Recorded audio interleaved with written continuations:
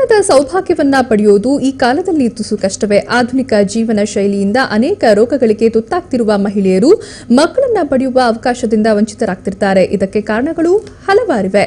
ಇದರ ಜೊತೆಗೆ ನಿಮ್ಮ ಅಂಡಾಂಶಕ್ಕೆ ನೀವು ಕಲ್ಪಿಸಿಕೊಳ್ಳೋಕ್ಕಿಂತ ಅತಿ ಬೇಗ ವಯಸ್ಸಾಗುತ್ತೆ. ಇದೆಲ್ಲದರ ಬಗ್ಗೆ ತಿಳಿಯೋಣ ಇವತ್ತಿನ ನಿಮ್ಮ ಡಾಕ್ಟರ್ ವಿಶೇಷ ಕಾರ್ಯಕ್ರಮದಲ್ಲಿ. ಇದೆಲ್ಲದರ ಬಗ್ಗೆ ಹೆಚ್ಚಿನ ಮಾಹಿತಿ ಕೊಡೋಕೆ ಇವತ್ತು ನಮ್ಮ ಜೊತೆ ಇದ್ದಾರೆ ಗರ್ಭಗುಡಿ IVF ಸೆಂಟರ್ನ ಮೆಡಿಕಲ್ ಡೈರೆಕ್ಟರ್ ಆದಂತಹ ಡಾಕ್ಟರ್ ಆಶಾ ಎಸ್ ವಿಜಯ್ ಅವರು. Doctor, welcome to the show. ನಮಸ್ತೆ. ಇನ್ನು ವೀಕ್ಷಕರೇ, ನೀವು ಕೂಡ ಕಾರ್ಯಕ್ರಮಕ್ಕೆ ಕರೆ ಮಾಡಬಹುದು. ನಿಮ್ಮ ಸಮಸ್ಯೆ ಬಗ್ಗೆ ಡಾಕ್ಟರ್ ಹತ್ರ ಪರಿಹಾರ ಕೇಳಬಹುದು. ಡಾಕ್ಟರ್, ಮೊದಲಿಗೆ ಇನ್ಫರ್ಟಿಲಿಟಿ ಅಂದ್ರೆ ಏನು, ಏನಾಗುತ್ತೆ ಎಕ್ಸಾಕ್ಟ್ ಆಗಿ ಅಂತ? ಮಕ್ಕಳಿಲ್ಲದಿರುವಿಕೆ ಅಂತ ಹೇಳ್ತೀವಿ, ಅಥವಾ ಬಂಜೆತನ ಅಂತ ಹೇಳ್ತೀವಿ. ಅದಕ್ಕೆ ಇನ್ಫರ್ಟಿಲಿಟಿ ಅಂತ ಹೇಳ್ತೀವಿ. ಸೊ ಮದುವೆ ಆಗಿ ಅವರು ಕರೆಕ್ಟಾಗಿ ಲೈಂಗಿಕ ಆರೋಗ್ಯ ಎಲ್ಲ ಕರೆಕ್ಟಾಗಿ ಇಟ್ಕೊಂಡಿರ್ತಾರೆ, ಸೆಕ್ಷುವಲಿ ಎಲ್ಲ ನಾರ್ಮಲ್ ಇರ್ತಾರೆ, ದೈಹಿಕವಾಗ್ಲೂ ಆರೋಗ್ಯವಾಗಿರ್ತಾರೆ. ಬಟ್ ಆದ್ರೂ ಅವರು ಪ್ರೆಗ್ನೆನ್ಸಿ ಆಗ್ತಿರಲ್ಲ. 6 ಮಂತ್ಸ್ ನೋಡ್ತಾರೆ, 9 ಮಂತ್ಸ್ ನೋಡ್ತಾರೆ, 12 ಮಂತ್ಸ್ ಆದ್ರೂ ಅವ್ರಿಗೆ ರಿಸಲ್ಟ್ಸ್ ಬರ್ತಿರಲ್ಲ. ಹಾಗೆ 12 ಮಂತ್ಸ್ ನಾರ್ಮಲ್ ಆಗಿ ಸೆಕ್ಷುವಲ್ ಕಾಂಟ್ಯಾಕ್ಟ್ ಇಟ್ಕೊಂಡು ಅವ್ರು ಪ್ರೆಗ್ನೆನ್ಸಿ ಆಗ್ತಿಲ್ಲ ಅನ್ನೋರ್ಗೆ ಮಾತ್ರ ನಾವು ಇನ್ಫರ್ಟೈಲ್ ಕಪಲ್ ಅಂತ ಹೇಳ್ತೀವಿ. ಅಕಸ್ಮಾತ್ ಏಜ್ 35 ಕ್ರಾಸ್ ಆಗಿದ್ರೆ ಅವರು 1 ವರ್ಷ ವೆಯ್ಟ್ ಮಾಡಬಾರ್ದು ಇನ್ಫರ್ಟಿಲಿಟಿ ಅನ್ನೋದು. ಇದಕ್ಕೋಸ್ಕರ 6 ಮಂತ್ಸಲ್ಲಿ ಅವ್ರಿಗೆ ರಿಸಲ್ಟ್ಸ್ ಬರಲಿಲ್ಲ ಅಂದರೆ ಇಮಿಡಿಯೇಟ್ ಆಗಿ ಡಾಕ್ಟರ್ ಹತ್ರ ತೋರಿಸ್ಕೋಬೇಕು. ಯಾಕಂದರೆ ಏಜ್ ತುಂಬ ಇಂಪಾರ್ಟೆಂಟ್ ಮಹಿಳೆಗೆ. ಎಸ್ಪೆಷಲಿ 25 ಇಯರ್ಸ್ ಅವ್ರಿಗೆ 1 ಇಯರ್ ಕಾದ್ರೂ ತೊಂದರೆ ಇಲ್ಲ. ಬಟ್ 35 ಅವ್ರಿಗೆ ತುಂಬ ಅದು ಅಲಾರ್ಮಿಂಗ್ ಬೆಲ್ ಬ್ರೈನಲ್ಲಿ ಹೊಡಿಬೇಕದು. ಯಾಕಂದರೆ ಅಂಡಕೋಶ ನ್ಯಾಚುರಲ್ ಆಗಿ ಏಜ್ ಆಗ್ತಾ ಬರುತ್ತೆ ಫ್ರಮ್ 20 to 40. ಸೊ 35 ಕ್ರಾಸ್ ಆಗ್ತಿದ್ದಂಗೆ ಲೇಡೀಸು ತುಂಬಾ ಎಚ್ಚರಿಕೆ ವಹಿಸ್ಬಿಟ್ಟು ಆದಷ್ಟು ಬೇಗ ಡಾಕ್ಟರ್ ಹತ್ರ ಹೋದ್ರೆ ಅವ್ರ ಅಂಡಕೋಶದ ಆರೋಗ್ಯ ಹೇಗಿದೆ ಅಂತ ನೋಡಿ ಅವ್ರಿಗೆ ಸೂಕ್ತ ಸಲಹೆ ಕೊಡೋದ್ರಲ್ಲಿ ಡಾಕ್ಟರ್ಸ್ ನೋಡ್ತಾರೆ. ಸೊ ಅದು ವೆರಿ ಇಂಪಾರ್ಟೆಂಟ್ ಏಜ್. ಓಕೆ, ಅಂಡಾಂಶಕ್ಕೆ ವಯಸ್ಸಾಗ್ತಿದೆ ಅಂತ ಹೇಗೆ ಗೊತ್ತಾಗುತ್ತೆ? ಏನಾದರೂ ಸಿಂಪ್ಟಮ್ಸ್ ಇರುತ್ತಾ ಹೇಗೆ ಅಂತ? Very good question. ಆಕ್ಚುಲಿ ತುಂಬಾ ಜನಕ್ಕೆ ಅವ್ರಿಗೆ ಏಜ್ ಆಗ್ತಿರುತ್ತೆ, ಬಟ್ ಅವ್ರ ಅಂಡಕೋಶ ನಾರ್ಮಲ್ ಆಗಿ ಚೆನ್ನಾಗಿರುತ್ತೆ, ನನ್ಗೆ 40 ಇಯರ್ಸ್ ವರ್ಗೂ ಅನ್ಕೊಂಡ್ಬಿಟ್ಟಿರ್ತಾರೆ. ಲಾಸ್ಟ್ ವೀಕೆ ಒಂದು ಲೇಡಿ 48 ಇಯರ್ಸ್, ಅವ್ರು ಇನ್ನೂ ಮದ್ವೆನೂ ಆಗಿಲ್ಲ, ಪ್ಲಾನು ಮಾಡಿಲ್ಲ, ಬಟ್ ಪ್ರೊಫೆಷನಲಿ ತುಂಬಾ ಎತ್ತರಕ್ಕೆ ಬೆಳೆದಿದ್ದಾರೆ. ಬಂದು ನಂದು ಎಗ್ಸ್ ಫ್ರೀಸ್ ಮಾಡಿ ನಾನು ಇನ್ನು ಮದ್ವೆ ಪ್ಲಾನ್ ಮಾಡಿಲ್ಲ ಅಂತ ಬಂದಿದ್ರು. ಸೊ ಅವ್ರಿಗೆ ಸ್ಕ್ಯಾನ್ ಮಾಡಿ ನೋಡಿದಾಗ 1 ಎಗ್ಗು ಇರ್ಲಿಲ್ಲ 2 ಓವರೀಸ್ ಅಲ್ಲಿ. 2 ಓವರೀಸ್ ನಿಷ್ಕ್ರಿಯ ಆಗೋಗಿತ್ತು. ಅವ್ರಿಗೆ ಹಾರ್ಮೋನ್ಸ್ ಟೆಸ್ಟ್ ಮಾಡಿಸಿದಾಗ ಅವ್ರದ್ದು ಓವೇರಿಯನ್ ಫೇಲ್ಯೂರ್ ಅಂತ ಏನ್ ಹೇಳ್ತೀವಿ ಆ ಮಟ್ಟಕ್ಕೆ ಹೊಟ್ಟೋಗಿದ್ರು. ಮೆನೋಪಾಸ್ ಅಂತ ಏನ್ ಹೇಳ್ತೀವಿ ಲಾಸ್ಟ್ ಅಲ್ಲಿ, ಋತುಬಂಧ ಅಂತೀವಲ್ಲ, ಆ ಸ್ಟೇಜ್ ಹೊಟ್ಟೋಗಿದ್ರು. ಅವ್ರಿಗೆ ಈ ನ್ಯೂಸ್ ನಾವು ಬ್ರೇಕ್ ಮಾಡೋದಕ್ಕೇನೆ ನಮಗ್ ತುಂಬಾ ಕಷ್ಟ ಆಯ್ತು. ಯಾಕಂದ್ರೆ ಅವ್ರು ಅನ್ಕೊಂಡಿದ್ರು ನಾನು 50 ವರ್ಷದವರೆಗೂ ಐ ಕ್ಯಾನ್ ಕನ್ಸೀವ್ ಅಂತ. ಸೊ ಹೆಂಗಸರಿಗೆ ಇದು ಅರಿವು ತುಂಬಾ ಇರಬೇಕು. ನಾನು ಏಜ್ ಆಗ್ತಿದ್ದಂಗೆ ನಂದು ಅಂಡಕೋಶ ಕೂಡ ನ್ಯಾಚುರಲ್ ಆಗಿ ಏಜ್ ಆಗತ್ತೆ, ಬೈ 40 ಆಲ್ಮೋಸ್ಟ್ 0 ಆಗತ್ತೆ ಅಂತ ಅವ್ರಿಗೆ ಗೊತ್ತಿರಬೇಕು. ಓಕೆ, ಇವಾಗ ತಾನೇ ಹೇಳಿದ್ರಿ ಎಗ್ ಫ್ರೀಸ್ ಅಂತ ಒಂದು ಕಾನ್ಸೆಪ್ಟ್, ಏನು exact? From Raichur last week ಅವ್ರಿಗೆ ಹೊಟ್ಟೆಲಿ ಕ್ಯಾನ್ಸರ್ ಆಗಿದೆ. ಅವ್ರಿಗೆ ಕೀಮೋಥೆರಪಿ ಮತ್ತೆ ರೇಡಿಯೋಥೆರಪಿ ಕೊಡೋ ಪ್ಲಾನ್ಸ್ ಇದೆ, ಕ್ಯಾನ್ಸರ್ ಸ್ಪೆಷಲಿಸ್ಟ್. ಬಟ್ ಆ ಕ್ಯಾನ್ಸರ್ ಡಾಕ್ಟರ್ ಎಷ್ಟು ಬುದ್ಧಿವಂತರಂದ್ರೆ ಫಸ್ಟ್ ಹೋಗಿ ಫರ್ಟಿಲಿಟಿ ಸ್ಪೆಷಲಿಸ್ಟ್ ನ ಮೀಟ್ ಮಾಡಿ ಬನ್ನಿ ಅಂತ ಕಳ್ಸಿದ್ರು. ಎಲ್ಲಾರು ಮಾಡಲ್ಲ ಇದು. ಸೊ ಅವ್ರು ಬಂದ್ ನಮ್ನ ಮೀಟ್ ಮಾಡಿದಾಗ ಅವ್ರಿಗೆ ಎಗ್ ಕೌಂಟ್ ತುಂಬಾ ಚೆನ್ನಾಗಿತ್ತು. ಸೊ ಅವ್ರಿಗೊಂದು 20 ಎಗ್ಸ್ ಫ್ರೀಸ್ ಮಾಡಿ ಇಟ್ಟಿದೀವಿ. ಅವರೆಲ್ಲ ಥೆರಪಿ ಮುಗಿಸ್ಕೊಂಡು ಬಂದು ಅದನ್ನ ಟ್ರಾನ್ಸ್ಫರ್ ಮಾಡಿಸ್ಕೊಳ್ತಾರೆ. ಓಕೆ, ಒಬ್ರು ಕಾಲರ್ ರೆಡಿ ಇದ್ದಾರೆ, ಸಂದೀಪ್ ಅಂತ ಹಾವೇರಿಯಿಂದ ಕರೆ ಮಾಡಿದ್ದಾರೆ. ನಮಸ್ತೆ ಸಂದೀಪ್ ಅವರೇ. ನಮಸ್ಕಾರ. ಓಕೆ, ಡಾಕ್ಟರ್ ಇದ್ದಾರೆ, ನಿಮ್ ಸಮಸ್ಯೆ ಏನಿದೆ ಮಾತಾಡಿ. ಸರ್ ಹೇಳಿ. ನಮಸ್ತೆ. Hello madam. ನಮಸ್ತೆ, ಹೇಳಿ. ಏನಿಲ್ಲ ಮೇಡಮ್, ನಮ್ಮ ಮಿಸ್ಸಸ್ ಅವರು ಪ್ರೆಗ್ನೆಂಟ್ ಇದ್ದಾರೆ. ಓಕೆ. ಅವರು ಸ್ಕ್ಯಾನ್ ಮಾಡಿದವಾಗ ಇಲ್ಲ ಕಿಡ್ನಿಲಿ ಸ್ವಲ್ಪ ಬಾವಿದಾವೆ ಅಂತ ಸ್ಕ್ಯಾನ್ ರಿಪೋರ್ಟ್ ನಲ್ಲಿ ಹೇಳಿದ್ರಂತೆ. ಮಗುಗ? ಮಗುಗೆ. ಓಕೆ.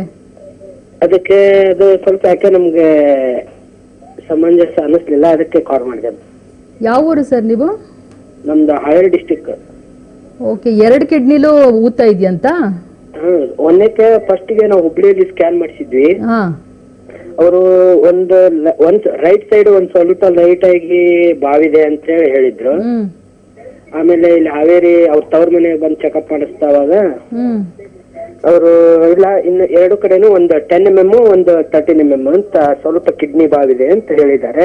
ಸ್ವಲ್ಪ ಇರುತ್ತೆ ಸರ್, ನಥಿಂಗ್ ಟು ವರಿ. ನೀವು ಒಂದು ಸೆಕೆಂಡ್ ಒಪಿನಿಯನ್ ಬ್ಯಾಂಗ್ಳೂರ್ಗೆ ಬಂದು ಒಳ್ಳೆ ಸೆಂಟ್ರಲ್ ತಗೊಳ್ಳಿ, ಅದೇನ್ ಮೇಜರ್ ಪ್ರಾಬ್ಲಮ್ಸ್ ಆಗಲ್ಲ. ಓಕೆ, ಥ್ಯಾಂಕ್ ಯು ಸಂದೀಪ್ ಅವರೇ ಕರೆ ಮಾಡಿದ್ಕೆ. ಡಾಕ್ಟರ್, ಇವಾಗ ತಾನೇ ನೀವು ಹೇಳ್ತಿದ್ರಿ ಎಷ್ಟೋ ಜನ ಪೋಸ್ಟ್ಪೋನ್ ಮಾಡ್ಕೊಳ್ತಾರೆ ಮಗು ಆಗೋ ವಿಷಯಕ್ಕೆ ಅಂತ, ಲೈಕ್ ಕೆರಿಯರ್ ಇರ್ಬೋದು, ಫಿನಾನ್ಷಿಯಲಿ ಇರ್ಬೋದು ಅಂತ ದಂಪತಿಗೆ ಏನು ಹೇಳಕ್ ಇಷ್ಟಪಡ್ತೀರಾ? ಏನು ಸಜೆಷನ್ ಕೊಡ್ತೀರಾ? ಅವ್ರು ಏನು ಮಾಡಬೇಕಾಗತ್ತೆ ಅಂತ? ಅಕಸ್ಮಾತ್ ಅವರು ಪ್ರೆಗ್ನೆನ್ಸಿನ ಪೋಸ್ಟ್ಪೋನ್ ಮಾಡ್ಕೊಳ್ಳೇಬೇಕು ಅಂತಿದ್ರೆ ಅವ್ರು ಫಸ್ಟ್ ಅವ್ರದ್ದು ಓವರೀಸ್ ಹೇಗೆ ಫಂಕ್ಷನ್ ಆಗ್ತಿದೆ ಅಂತ ಒಂದು ಟೆಸ್ಟ್ ಮಾಡಿಸ್ಕೊಳ್ಳೋದು ತುಂಬಾ ಇಂಪಾರ್ಟೆಂಟ್. ಓಕೆ. ಫಾರ್ ಎಕ್ಸಾಂಪಲ್ ಅವ್ರ ಪೀರಿಯಡ್ ಆಗೋದಾಗ 2ನೇ ದಿವಸ ಅಥವಾ 3ನೇ ದಿವಸ ಒಂದು ಸ್ಕ್ಯಾನ್, ಸಿಂಪಲ್ ಸ್ಕ್ಯಾನ್, ಅದರಲ್ಲಿ ಓವರೀಸ್ ಹೆಂಗ್ ಫಂಕ್ಷನ್ ಆಗ್ತಿದೆ ಅಂತ ನಮ್ಗೆ ನೀಟಾಗಿ ಗೊತ್ತಾಗುತ್ತೆ, ಎಗ್ ಕೌಂಟ್ ಎಷ್ಟಿದೆ ಅಂತಾನು ಗೊತ್ತಾಗುತ್ತೆ. ತುಂಬಾ ಚೆನ್ನಾಗಿದ್ರೆ ನಾವು ಡಾಕ್ಟರ್ಸ್ ಹೇಳ್ತೀವಿ ನೀವು ಇಷ್ಟು ತಿಂಗಳು ಪೋಸ್ಟ್ಪೋನ್ ಮಾಡ್ಬೋದು, ಬಟ್ ಅದಾದ್ಮೇಲೆ ಜಾಸ್ತಿ ಪೋಸ್ಟ್ಪೋನ್ ಮಾಡಬೇಡಿ, ಬಂದ್ಬಿಡಿ ಅಂತ ನಾವೇ ಅಡ್ವೈಸ್ ಮಾಡ್ತೀವಿ. ಅವ್ರು ಡಾಕ್ಟರ್ ಹತ್ರ ಬಂದು ಸ್ಕ್ಯಾನ್ ಮಾಡಿಸ್ಕೊಳಕ್ ಆಗ್ಲಿಲ್ಲ, ಅವರೆಲ್ಲ ದೂರ ಇದ್ರು ಅಂದ್ರೆ ಅವ್ರ ಒಂದು ಬ್ಲಡ್ ಟೆಸ್ಟ್ ಮಾಡಿಸ್ಕೋಬಹುದು. ಡೇ 2 ಅಥವಾ ಡೇ 3 FSH, LH, E2 ಅಂತ ಫ್ಯೂ ಹಾರ್ಮೋನ್ಸ್ ಇದೆ. ಆ ಹಾರ್ಮೋನ್ಸ್ ಡೈರೆಕ್ಟ್ ಇಂಡಿಕೇಟ್ ಮಾಡುತ್ತೆ ನಂದು ಅಂಡಕೋಶ ಹೇಗೆ ಆಕ್ಟ್ ಆಗ್ತಿದೆ ಅಂತ. ಆ ಸಿಂಪಲ್ ಟೆಸ್ಟ್ ಮಾಡ್ಕೊಂಡು ಅದು ನಾರ್ಮಲ್ ವ್ಯಾಲ್ಯೂಸ್ ಅಲ್ಲಿ ಇದ್ರೆ ಅವ್ರು ನಥಿಂಗ್ ಟು ವರಿ. ಇಲ್ಲ ಅವ್ರು ಡೇ 2, ಡೇ 3 ಹೋಗಕ್ಕೆ ಆಗ್ಲಿಲ್ಲ, ನಾನು ಯಾವಾಗಾದ್ರೂ ಹೋಗಿ ಮಾಡಿಸ್ಕೋಬಹುದು ಅಂತ ತುಂಬಾ ಜನ ಕೇಳ್ತಾರೆ.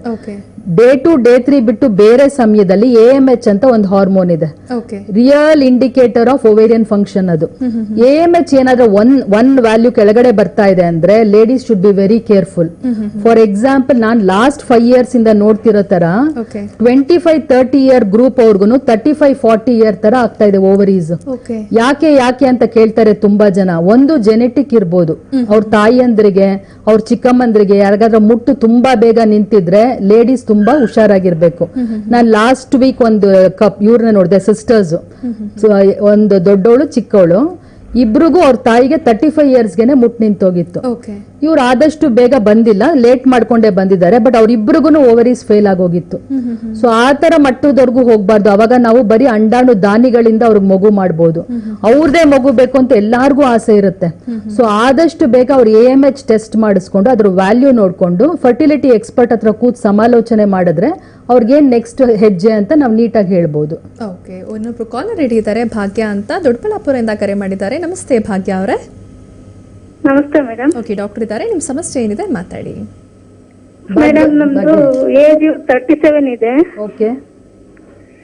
ನನ್ ಮಗು 8 years ಬೇಬಿ, ಅವ್ನ್ CP ಬೇಬಿ ಬರ್ತಿದೆ, ಮತ್ತೆ ಓಡಾಡಲ್ಲ ಅವನು.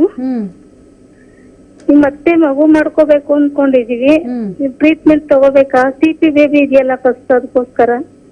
ಪಾಪುಗೆ ಏನಂತ ಡಯಾಗ್ನೋಸ್ ಮಾಡಿದ್ದಾರೆ?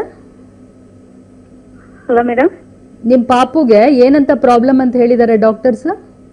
ಫಿಟ್ಸ್ ಹುಟ್ಟಿದ ತಕ್ಷಣ. ಓಕೆ. ಅವಾಗಿಂದ ಮೈಂಡ್ ಡ್ಯಾಮೇಜ್ ಆಗಿ ಅವ್ನು CP ಬೇಬಿ, ಅವ್ನು ಏನು ಎದ್ದೇಳಲ್ಲ, ಓಡಾಡಲ್ಲ, ಏನು ಮಾಡ್ತಾ ಇಲ್ಲ ಅವನು. ಓಕೆ. ನಿಮ್ದು ಜೆನೆಟಿಕ್ ಟೆಸ್ಟ್ ಎಲ್ಲ ಆಗಿದ್ಯಾ ಭಾಗ್ಯ? ಆಗಿದೆ ಮೇಡಮ್. ಮತ್ತೆ ಇವಾಗ ಟ್ರೀಟ್ಮೆಂಟ್ ತಗೊಂಡ್ ಮಗು 37 ಇದೆ ನಂದು. 37 ವರ್ಷ ಆಯ್ತು. ಆದಷ್ಟು ಬೇಗ ಟ್ರೀಟ್ಮೆಂಟ್ ತಗೋಬೇಕು. ಹೌದು ಮೇಡಮ್. ಟೆಸ್ಟ್ ಗಳೆಲ್ಲ ಮಾಡಿಸ್ಬಿಟ್ಟು ಬಂದು ನಮ್ನ ಕನ್ಸಲ್ಟ್ ಮಾಡಿದ್ರೆ ನೆಕ್ಸ್ಟ್ ಸ್ಟೆಪ್ ಏನು ಅಂತ ಹೇಳ್ತೀವಿ. ಆತರ ಪ್ರಾಬ್ಲಮ್ ಬರ್ದಂಗೂ ಮಾಡ್ಬೋದು, ಯೋಚನೆ ಮಾಡಬೇಡಿ. ಸರಿ ಮೇಡಮ್. ಓಕೆ, ಥ್ಯಾಂಕ್ ಯು ಭಾಗ್ಯ ಅವರೇ ಕರೆ ಮಾಡಿದ್ಕೆ. ಡಾಕ್ಟರ್, ಮುಂಚಿನ ಕಾಲದಲ್ಲಿ 50 years ಆದ್ರೂ ಕೂಡ ಮಹಿಳೆಯರಿಗೆ ಮಗು ಆಗ್ತಿತ್ತು. ಈಗ ಒಂದು 30 ಆಗ್ಬಿಟ್ರೆ ಒಂಥರ ಕಷ್ಟ ಅನ್ನೋಂಗ್ ಆಗ್ಬಿಟ್ಟಿದೆ. ಏನಕ್ಕಾಗಿ ಹೀಗೆಲ್ಲ ಆಗಿದೆ ಅಂತ? 50 years ಅಲ್ಲಿ ಮಗು ಆಗ್ತಿತ್ತು, ಬಟ್ ಎಲ್ಲಿ 1000ರಲ್ಲಿ ಒಂದದು, ಅದನ್ನೇ ನಾವು ಇಟ್ಕೊಂಡ್ಬಿಟ್ಟು ದೊಡ್ಡದಾಗಿ ಪ್ರೊಜೆಕ್ಟ್ ಮಾಡ್ತೀವಿ. ಆಕ್ಚುಲಿ ಇಲ್ಲ. 40 years ಆಗಿದ ತಕ್ಷಣ ಓವರೀಸ್ ಅಲ್ಲಿ ಎಕ್ಸ್ ಕಮ್ಮಿ ಆಗೋಗುತ್ತೆ, ಮಗು ಆಗೋದು ತುಂಬಾ ಕಮ್ಮಿ. ಬಟ್ ನೀವ್ ಹೇಳ್ದಂಗೆ ಇವಾಗ ಅದು ತುಂಬಾ ಮುಂದಕ್ಕೆ ಬರ್ತಿದೆ, ಹಿಂದಕ್ಕೆ. ಸೊ 35 ಆಗ್ದಂಗೆನೆ ಓವರೀಸ್ ತುಂಬಾ ಕಮ್ಮಿ ಕೆಲಸ ಮಾಡೋದು. ನೀವೇ ನೋಡ್ತಿರ್ಬೋದು, ಋತುಮತಿ ಆಗೋ ಏಜ್ ಹೇಗೆ ತುಂಬಾ ಬೇಗ ಆಗ್ತಾ ಇದೆಯಲ್ಲ. 10 years 8 years ಅವರೇ ಆಗ್ಬಿಡ್ತಾರೆ. ಸೊ ಹಾಗೆ ಮೆನೋಪಾಸ್ನು ತುಂಬಾ ಈ ಕಡೆಗೆ ಬಂದ್ಬಿಡ್ತಾ ಇದೆ. ಅದು ಇದು ಚೈಲ್ಡ್ ಬೇರಿಂಗ್ ಏಜ್ ಅಂತೀವಲ್ಲ, ಅದು ತುಂಬಾ ಶಿಫ್ಟ್ ಆಗ್ತಾ ಇದೆ. ಆಮೇಲೆ ಇದು ತುಂಬಾ ಕಲುಷಿತ ವಾತಾವರಣ, ನೀರು ಕೂಡ, ಆಹಾರ ಕೂಡ, ನಾವು ಸೇವನೆ ಮಾಡೋ ಏರು ಎಲ್ಲ ತುಂಬಾ ಕಲುಷಿತ. ಆಮೇಲೆ ನಮ್ದು ಫುಲ್ ಸುತ್ತಲೂ ಕೆಮಿಕಲ್ಸ್ ನಿಂದ ಹೇಗ್ ತುಂಬ್ಕೊಂಡ್ಬಿಟ್ಟಿದೀವಿ ನಮ್ದು ಲೈಫ್ ಅಂತಂದ್ರೆ, ತಲೆಯಿಂದ ನಮ್ ಕಾಲ್ವರೆಗೂ ಕೆಮಿಕಲ್ಸ್ ಎಕ್ಸ್ಪೋಸ್ ಆಗ್ತಿರ್ತೀವಿ. ಕ್ಲೀನಿಂಗ್ ಏಜೆಂಟ್ಸ್ ಇರ್ಬೋದು, ನಾವು ತಗೊಳ್ಳೋದು ಕಂಡೀಷನರ್ಸ್ ಇರ್ಬೋದು, ಶಾಂಪೂಸ್ ಇರ್ಬೋದು, ಎಲ್ಲಾದ್ರಲ್ಲೂ ಹಾರ್ಮ್ಫುಲ್ ಕೆಮಿಕಲ್ಸ್ ಇದೆ. ಸೊ ಇವಾಗ ತುಂಬಾ ರಿಸರ್ಚ್ ಮಾಡಿ ಕಂಡಿಡ್ದಿದ್ದಾರೆ, ಇದ್ರಲ್ಲೆಲ್ಲ ಎಂಡೋಕ್ರೈನ್ ಡಿಸ್ರಪ್ಟರ್ಸ್ ಅಂತ ಇರುತ್ತೆ. ಸೊ ಅದು ನಿನ್ ಬಾಡಿಲಿ ಯಾವ್ಯಾವ ಎಂಡೋಕ್ರೈನ್ ಸಿಸ್ಟಮ್ಸ್ ಇದೆಯೋ ಅದನ್ನೆಲ್ಲ ಹಾಳು ಮಾಡ್ತಾ ಬರುತ್ತೆ. ಥೈರಾಯ್ಡ್ ಇಶ್ಯೂಸ್ ಜಾಸ್ತಿ ಆಗ್ತಾ ಇದೆ, ಸಕ್ಕರೆ ಕಾಯಿಲೆ ತುಂಬಾ ಜಾಸ್ತಿ ಆಗ್ತಿದೆ, BP ನೋಡಿದ್ರೆ ಎಲ್ರಿಗೂ ಜಾಸ್ತಿ ಇರುತ್ತೆ, ಪ್ರಾಸ್ಟೇಟ್ ಪ್ರಾಬ್ಲಮ್. ಅದೇ ತರ ಅಂಡಕೋಶ ಕೂಡ ಅದು ಅಫೆಕ್ಟ್ ಆಗ್ಬಿಟ್ಟು ಲೇಡೀಸ್ಗೆ ಎಗ್ ಕೌಂಟ್ ಎಲ್ಲ ಕಮ್ಮಿ ಆಗ್ತಿದೆ. ಮತ್ ನೀವೇ ಇಂಟ್ರೊಡ್ಯೂಸ್ ಮಾಡ್ದಂಗೆ ಲೈಫ್ ಸ್ಟೈಲ್ ತುಂಬಾ ಚೇಂಜ್ ಆಗಿ ಹೋಗ್ತಿದೆ ನಮ್ದು. ಎಕ್ಸರ್ಸೈಸ್ ಇಲ್ಲ, ಸ್ಲೀಪ್ ಪ್ರಾಬ್ಲಮ್ ಇಲ್ಲ, ಪ್ರಾಪರ್ ಇಲ್ಲ, ಆಹಾರ ಸರಿಗಿಲ್ಲ, ಎಲ್ಲ ಅಫೆಕ್ಟ್ ಆಗ್ತಿದ್ದಂಗೆನೆ ಒಬೆಸಿಟಿ ಜಾಸ್ತಿ ಆಗುತ್ತೆ, ಸ್ಥೂಲ ದೇಹ, ಬೇರೆ ಬೇರೆ ಕಂಡೀಷನ್ಸ್ ನಮ್ಗೆ ತೊಂದರೆಗಳು ಬಂದಾಗ ಅಂಡಕೋಶನೂ ಅಫೆಕ್ಟ್ ಆಗ್ಬಿಡುತ್ತೆ. ಓಕೆ, ಇನ್ನೊಬ್ರು ಕಾಲರ್ ರೆಡಿ ಇದ್ದಾರೆ, ಪುಷ್ಪ ಅಂತ ಕೆಂಗೇರಿಯಿಂದ. ನಮಸ್ತೆ ಪುಷ್ಪ ಅವರೇ. ನಮಸ್ತೆ ಮೇಡಮ್. ಓಕೆ, ಡಾಕ್ಟರ್ ಇದ್ದಾರೆ, ನಿಮ್ ಸಮಸ್ಯೆ ಏನಿದೆ ಮಾತಾಡಿ ಪುಷ್ಪ ಅವರೇ. ಹೇಳಿ ಪುಷ್ಪ. ಅಲ್ಲ ಮೇಡಮ್, ನಮ್ದು ಇದಾಗಿತ್ತು PCOD. ಹಾಂ. ಅದು ಮತ್ತೆ ಕಮ್ಮಿ ಆಗ್ತಾ ಇಲ್ಲ. ಇದು IVF ಮಾಡಿಸಿದ್ವಿ, ಅದು ಸಕ್ಸಸ್ ಆಗಿಲ್ಲ ಮೇಡಮ್. ಒಂದ್ಸತಿ ಮಾಡಿಸಿದ್ರಾ? ಮೇಡಮ್. ಮತ್ತೆ ನಿಮ್ದು ಭ್ರೂಣ ಎಲ್ಲ ಫ್ರೀಸ್ ಆಗಿರುತ್ತಲ್ಲ? ಇಲ್ಲ ಮೇಡಮ್, ಅವ್ರು ಒಂದ್ಸಲನೇ ಫ್ರೀಸ್ ಮಾಡಿದ್ದು. ಇದು ಸೆಕೆಂಡ್ ಟೈಮ್ ಮಾಡಿಲ್ಲ ಮೇಡಮ್. ಓಕೆ, ಇವಾಗ ಫ್ರೀಸ್ ಮಾಡಿರೋ ಎಂಬ್ರಿಯೋಸ್ ಇಲ್ಲ? ಇಲ್ಲ ಮೇಡಮ್. ನಿಮ್ದು ರಿಪೋರ್ಟ್ಸ್ ಎಲ್ಲ ಕಳಿಸಿ ನಮ್ಮ ವೆಬ್ಸೈಟ್ ಬಂದ್ಬಿಟ್ಟು ಅಲ್ಲಿ ರಿಜಿಸ್ಟರ್ ಮಾಡಿಕೊಂಡ್ರೆ ಫ್ರೀ ಸೆಕೆಂಡ್ ಒಪಿನಿಯನ್ ಇದೆ. ಅದೆಲ್ಲ ರಿಪೋರ್ಟ್ಸ್ ನೋಡ್ಬಿಟ್ಟು ನಾವೇ ನಿಮ್ಗೆ ವಾಪಸ್ ಕಾಲ್ ಮಾಡ್ತೀವಿ ಪುಷ್ಪಾ ಅವರೇ. ಥ್ಯಾಂಕ್ ಯು ಪುಷ್ಪ ಅವರೇ ಕರೆ ಮಾಡಿದ್ಕೆ. ಈಗ ಡಾಕ್ಟರ್ ಕಾಲರ್ ಈಗ ತಾನೇ ಹೇಳಿದ್ರು IVF ಮಾಡಿಸಿದ್ರಿ ಅಂತ. IVF ಯಾರಿಗೆ ಸೂಕ್ತ, ಯಾರಿಗೆ ಸೂಕ್ತ ಅಲ್ಲ ಅಂತ? ಈ IVF ಅನ್ನೋ ಚಿಕಿತ್ಸೆ ಅಕಸ್ಮಾತ್ ಏನಾರ ಗರ್ಭನಾಳಗಳು ಎರಡು ಬ್ಲಾಕ್ ಆಗಿಬಿಟ್ಟಿರುತ್ತೆ, ಒಳಗಡೆ ಇನ್ಫೆಕ್ಷನ್ ಆಗಿ ಅವ್ರಿಗೆ ನ್ಯಾಚುರಲ್ ಆಗಿ ಕನ್ಸೀವ್ ಮಾಡೋ ಚಾನ್ಸಸ್ಸೇ ಇರಲ್ಲ, ಅಂಥವ್ರಿಗೆ ಇದು ವರದಾನ. ಅಥವಾ ಹಸ್ಬೆಂಡ್ಸ್ ಅಲ್ಲಿ ತುಂಬಾ ಬ್ಯಾಡ್ ಸ್ಪರ್ಮ್ ಕೌಂಟು, ಸ್ಪರ್ಮ್ ಮೊಟಿಲಿಟಿ ಎಲ್ಲ ತುಂಬಾ ಬ್ಯಾಡ್ ಇರುತ್ತೆ, ಅವ್ರು ಒದ್ದಾಡ್ತಿರ್ತಾರೆ ಕೌಂಟಿಂದ, ಅಂಥವ್ರಿಗೆ ಇದು ಈಸಿಯಾಗಿ ನಾವು IVF ಇಂದ ಮಕ್ಕಳು ಮಾಡ್ಕೋಬಹುದು.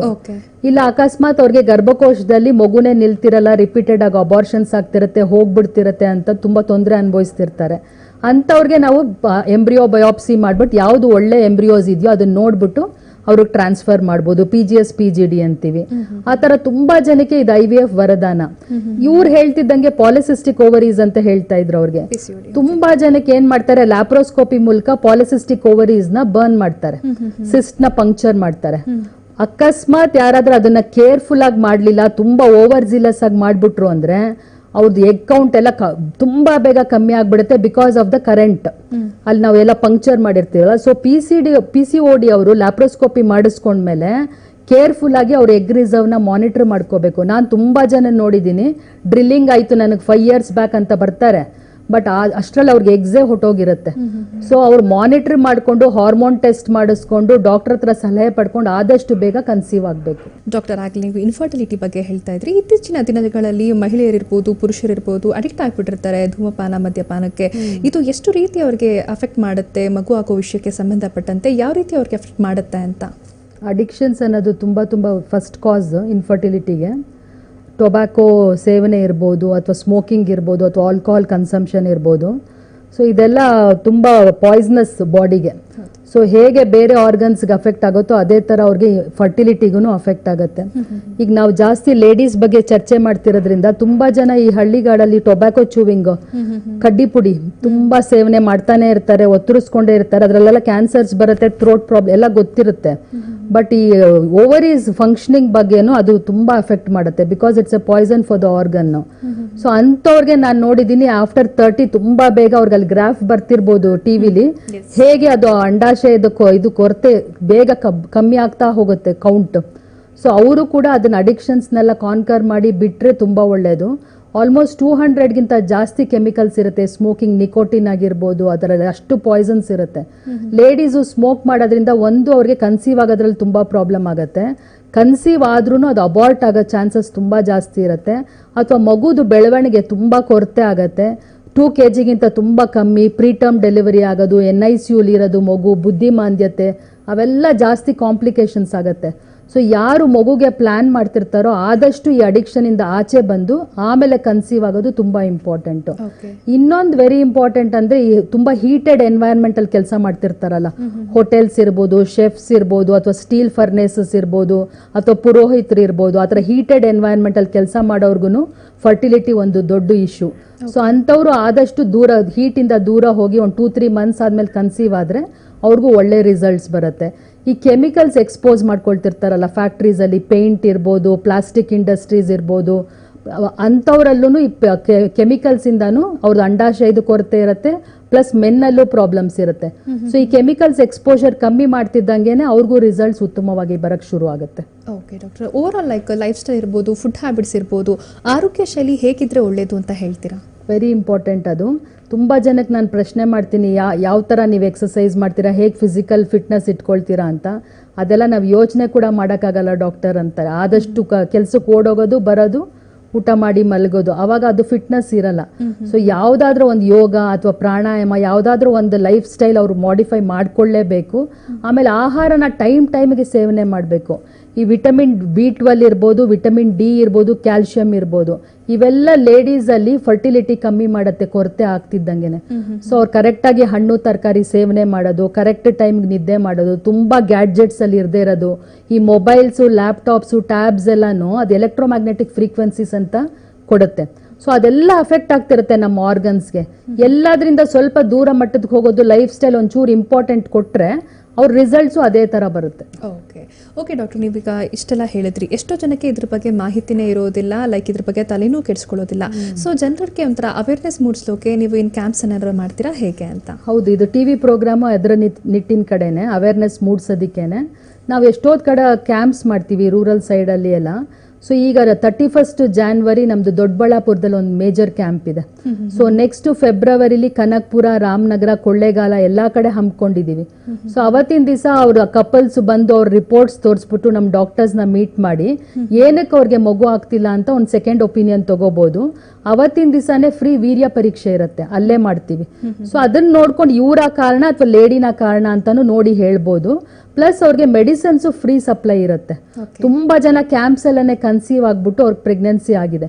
ಸೊ ಇದ್ರದ್ದು ಉಪಯೋಗ ಪಡ್ಕೋಬೇಕು ಅಂತ ನಾನು ಕೇಳ್ಕೊಳ್ತೀನಿ. ಓಕೆ ಮೇಡಮ್, ಪದೇ ಪದೇ ಮಾಡ್ತಿರ್ತೀರಾ, ಲೈಕ್ ಮಂತ್ಲಿ ಒನ್ಸ್ ಮಾಡ್ತೀರಾ ಹೇಗೆ ಇದು? ಹೌದು, ಮಂತ್ಲಿ ಒನ್ಸ್ ಮಾಡ್ತಿರ್ತೀವಿ ಕ್ಯಾಂಪ್ಸ್.